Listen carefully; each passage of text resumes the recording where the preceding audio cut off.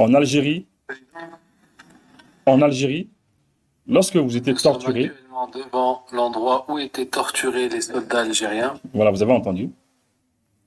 Vous avez entendu. Il faut écouter. Nous sommes actuellement devant l'endroit où étaient torturés les soldats algériens. Regardez, ici c'est l'entrée. Et ce qu'on va trouver devant, c'est la liste principale des gens qui sont morts sous la torture. C'est-à-dire qu'ils, bien sûr, n'ont pas dénoncé ou même peut-être n'avaient pas d'infos ou quoi. Et ils ont été tués sous la torture. Ici, à l'entrée, vous allez voir qu'on a pas mal de personnes qui sont tombées martyrs dans les alentours. Donc, il y a autant des personnes qui sont tombées sous la torture, autant on a des personnes qui sont tombées dans les rangs de bataille. Donc, on en a 183 juste là affichés. Certains, comme vous le voyez, on a leur photo. D'autres, du coup, on n'a pas la photo. Mais généralement, on a les circonstances de comment il était mort. C'est écrit juste en dessous. Allah Azza wa Jalla leur fasse miséricorde. D'ailleurs, vous allez voir, il y a le Aïnouz dont je vous ai parlé, celui de ma famille. Donc lui, c'est celui dont l'école a porté son nom, donc Aïnouz Mohamed. Et là, c'est un autre Aïnouz qui lui est décédé sous les tortures. Qu'Allah leur fasse miséricorde. Là, on va regarder les différents tortures qu'il faisait. Préparez-vous parce que vraiment, ça brise le cœur. Donc le premier, c'est la torture sur les femmes par le chalumeau. Donc il torturait. Vous voyez, les militaires français, entre 1954 et 1962, les militaires français faisaient subir des tortures même aux femmes algériennes. Quand on utilise le feu pour torturer des femmes, c'est grave. Comme vous allez voir, je vais couper le son parce qu'il y a des enregistrements où les Français demandent, posent des questions, etc. et des châtient. Donc comme vous voyez, hein, elles sont principalement ici au chalumeau, mais elles sont aussi pendues, par exemple pour celle qui est debout, par ses cheveux. Les Français ont pendu des femmes par les cheveux. On les a pendues, on les a tuées. Et c'est ce que ce peuple subissait. Et Modibo Keïta a vu ça. Les dirigeants maliens ont vu ça, ils ont dit non, on ne peut pas accepter cela. Ils n'ont qu'à utiliser les Mali comme arrière-base. Oui, il la pend par ses cheveux. Puis ici, c'est torture avec l'électricité. Regardez. Torture avec l'électricité. Et je vois les cadavres, hein, je vois. Hein. Torture avec l'électricité. C'est-à-dire, on leur mettait l'électricité à ces militaires algériens, ces vaillants combattants algériens qui voulaient se battre uniquement pour avoir leur indépendance. Indépendance simplement. Modibo Keïta a dit, il a dit que nous, les Africains noirs, nous, les Maliens, on a eu notre indépendance en 1960. Mais on ne va pas arrêter le combat tant que toute l'Afrique n'aura pas son indépendance. Il connectait sur les tétons, etc. Il y a différents endroits. Et on mettait l'électricité sur leurs tétons. Sur leurs tétons, imaginez un petit peu. Hein. Sur leurs tétons, on mettait le courant là-bas. Puis on a la torture au seau d'eau, c'est-à-dire qu'ils attachaient les bras avec des chaînes, etc. Et ils mettaient la tête dans l'eau, et comme vous voyez, le soldat met sa jambe sur lui. Et oui. C'est-à-dire qu'ils attachaient les bras des soldats. On les mettait à genoux. On attache leurs bras derrière. Ils attachaient les bras des militaires algériens. Et on mettait leur tête dans l'eau. Et de temps en temps, on soulevait la tête quand ils allaient mourir. On remettait la tête jusqu'à les tuer. Il y avait aussi avec des os usés, c'est-à-dire qu'ils attachaient la personne et lui jetaient des os extrêmement usés, etc. En plus, il était ouvert, laisse tomber. Des os usés. Des os très, très, très usés. Hein? On utilisait des os usés qu'on leur versait dessus, dans les narines, dans la bouche, dans les yeux, tout ça. Des os décomposés, quoi. Vous imaginez un petit peu. Hein? Les os de caniveau, les os d'égout, hein? de chiottes, etc. Hein? Il y avait aussi ici la torture au chien. Ils mettaient des couleurs fluo, etc. pour, justement, ça énerve le chien, ainsi de suite, ça le met dans des tensions. Et bien sûr, ils jetaient les chiens sur les moudjahidoun. Et maintenant... Et ça, torture aux chiens. C'est les chiens qui bouffaient les militaires algériens. Mais les chiens.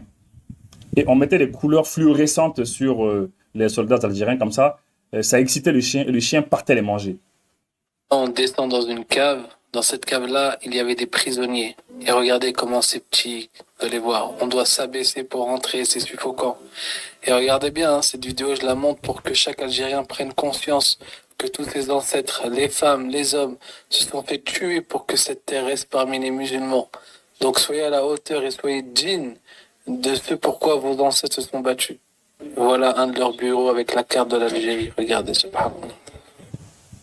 Oui, c'était terrible. Hein. C'était terrible. Ça faisait pitié. Et lorsque les Maliens ont vu ça, les Maliens ont dit non, on ne peut pas torturer les frères algériens. On ne peut pas laisser les hommes de Ahmed Ben Bella, on ne peut pas les laisser se faire torturer sur leur territoire parce qu'ils veulent se battre pour l'indépendance. Et les Maliens les ont aidés. Les Maliens ont laissé leur territoire. Les trois grandes régions du Nord, on a laissé à la disposition de l'armée de libération algérienne. Et aujourd'hui, c'est l'Algérie qui les soutient, qui fait la même chose, mais cette fois-ci avec les terroristes contre nous, en 2024. Ahmed Ben Bella, il doit se retourner dans sa tombe. Hein. Tous ces leaders algériens, tous ces combattants doivent se dire, ah non, mes frères algériens, les autorités algériennes ne doivent pas faire cela. Les autorités algériennes ne doivent pas laisser des terroristes venir nous frapper, alors que vous avez une puissante armée qui peut aller les neutraliser. Vous pouvez même vous mettre en accord avec l'armée malienne, dire à l'armée malienne et à l'armée nigérienne, on va signer des accords de poursuite. Et pourquoi est-ce que le Burkina Faso et le Mali et le Niger ont signé des accords de poursuite? Parce que dans le malheur, on est solidaire. Dans le malheur, il y a la solidarité. Parce que on est tous en train de se faire tuer. Alors, qu'est-ce qu'il faut faire? On signe des accords de poursuite. Parce que quelqu'un qui vient, il quitte le Burkina Faso. Il vient frapper sur le territoire malien. Après ça, quand les Maliens se fâchent, l'armée malienne pourchasse la personne et la personne, elle rentre sur le territoire burkinabé. Et c'est fini. Il dit non, non, non, vous n'avez pas le droit de me toucher. Après, il se prépare encore sur le territoire burkinabé. Il vient frapper encore sur le sol malien. Vous pensez que c'est acceptable cela? Ou bien, côté Niger aussi. Ou bien quelqu'un qui est sur le territoire malien, il va au Burkina, il frappe, il vient se cacher ici au Mali. On ne peut pas laisser faire cela. Tout comme au Niger.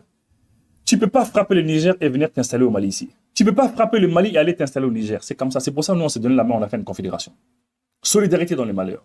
L'Algérie, si le ministre algérien des Affaires étrangères, M. Attaf, s'il voulait réellement la sécurité du Sahel, si c'est vrai ce qu'il disait, si ce n'était pas un hypocrite, si ce n'est pas de l'hypocrisie, il aurait dit à Tebboune même aurait pu lui dire, non, écoutez, signons un accord de poursuite avec l'armée malienne et l'armée nigérienne.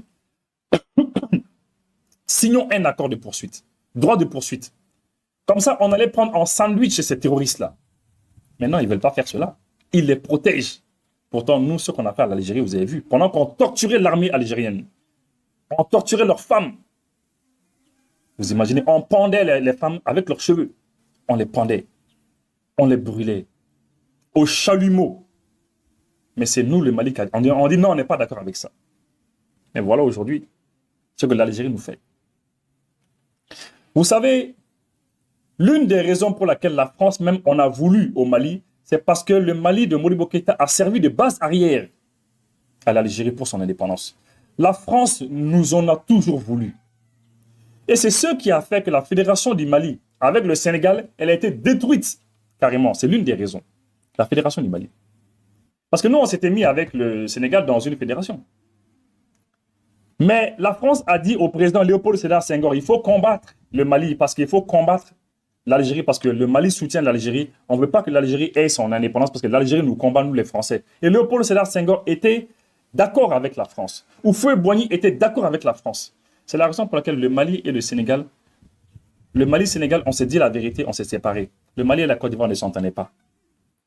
Il y a, ça je vous dis, hein, ça c'est l'histoire. Hein. Maintenant, on va aller voir de l'autre côté. Et en Algérie, le ministre des Affaires étrangères qui était là avant Attaf, M. Lamamra, il a dit, il a remercié. Il a remercié. Hein. Il a remercié le Mali. Et il n'y a même pas longtemps. Lui, il connaît l'histoire. Hein. C'est un émissaire qui en a gros sur le cœur et qui trouve les mots justes pour le dire. Pour le chef de la diplomatie algérienne en visite à Bamako, l'heure n'est pas du tout à la langue de bois. Unis par l'histoire et la géographie, Bamako et Alger ont aujourd'hui en commun la peine d'être vexés par des propos venant de Paris. L'Algérie solidaire du Mali dans l'épreuve, un juste retour de l'histoire. Les Algériens lisent dans leur livre d'histoire la contribution inestimable qu'a apporté le Mali à travers la décision souveraine du président Modibo Keïta en 1960, dès après l'indépendance du Mali, d'ouvrir à l'armée de libération nationale algérienne la frontière commune afin que notre armée de libération nationale puisse ouvrir un front contre le colonialisme pour que l'indépendance de l'Algérie, qui était inévitable en 1960 après des années de lutte et de sacrifice, que donc cette libération de l'Algérie se fasse dans le respect de l'intégrité territoriale de notre pays.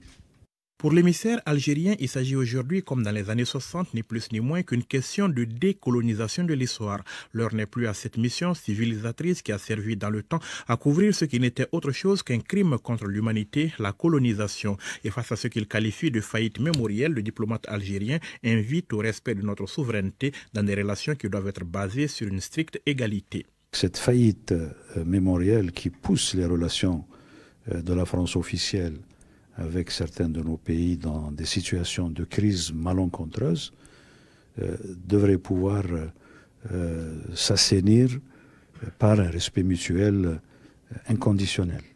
Respect de notre souveraineté, respect de notre indépendance de décision et acceptation de partenariats sur une base de stricte égalité, dès lors que nous savons que dans les relations que nous constituons avec le partenaire français, il y a une logique de donner et de recevoir.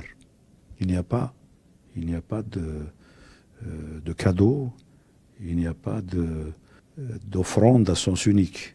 C'est donc une Algérie fière de son passé et profondément attachée à son indépendance qui se tient aujourd'hui aux côtés du Mali dans l'épreuve pour rappeler à qui veut l'entendre le rôle et la place que l'Afrique mérite dans le concert des nations. Nous voulons à qui veut bien nous entendre et entendre la voix de la raison que l'Afrique, qui est le berceau de l'humanité, est également le tombeau du colonialisme et du racisme. Et la lutte de libération nationale du peuple algérien a contribué à l'accélération de cette histoire et nous en sommes très fiers. Une fierté qui impose le devoir de rester vigilant et engagé lorsqu'il s'agit de préserver des indépendances chèrement acquises, ajoute le diplomate algérien. L'Algérie, dans une communauté de destin, entend le faire aux côtés du Mali et pour cela, il s'agira de travailler ensemble à régler nos problèmes, convaincus que nul autre ne le fera à notre place. Maintenant, on va finir la boucle. On va boucler la boucle. Avec, en 1964, je ne connais pas très bien la date, je m'excuse, mais je crois que c'est en 1964, pratiquement 2 ans après que l'Algérie ait eu son indépendance, Modibo Keïta a reçu, je crois, un émissaire, un envoyé du premier président algérien, M. Ahmed Ben Bella. C'est comme ça qu'on dit, non? L'émissaire de Ahmed Ben Bella est venu. Le premier président algérien est venu voir Modibo Keïta. Est-ce que ce n'est pas l'ambassadeur d'ailleurs? Il est venu remercier. Nous sommes actuellement devant l'endroit où était... Président, je vous demande la permission et mon excuse car je tenais à vous dire que je suis chargé d'une autre mission de reconnaissance du peuple algérien, de son président et de l'armée de libération nationale. Puis, sortant de sa serviette, un fanion aux couleurs nationales algériennes, frangé d'or, fanion sur lequel était écrit en lettres d'or « Hommage de l'Algérie au frère Modibo Keïta » et un poignard, son Excellence Bouzida a poursuivi. En témoignage de notre gratitude pour votre contribution à la lutte du peuple algérien, nous avons tenu. Le peuple algérien et son gouvernement sont l'expression de lutte qu'est l'armée de libération nationale. vous offrir ce qui est le plus cher au cœur de tous les Algériens. Ce pourquoi luttent les Algériens depuis plus de 130 ans. Ce pourquoi plus d'1 million d'Algériens sont morts. J'ai tenu, Monsieur le Président, à vous offrir donc ce bien le plus précieux pour le cœur d'un Algérien, ce pourquoi nous luttons pour qu'il flotte de nouveau à Alger, encore une fois, en témoignage de vive gratitude pour votre contribution personnelle et la contribution de votre parti et de votre gouvernement à la lutte du peuple algérien. Vous me permettrez également, Monsieur le Président, d'offrir à votre Excellence ce symbole de la lutte de l'armée de libération nationale, également en témoignage de notre armée pour votre fraternelle solidarité.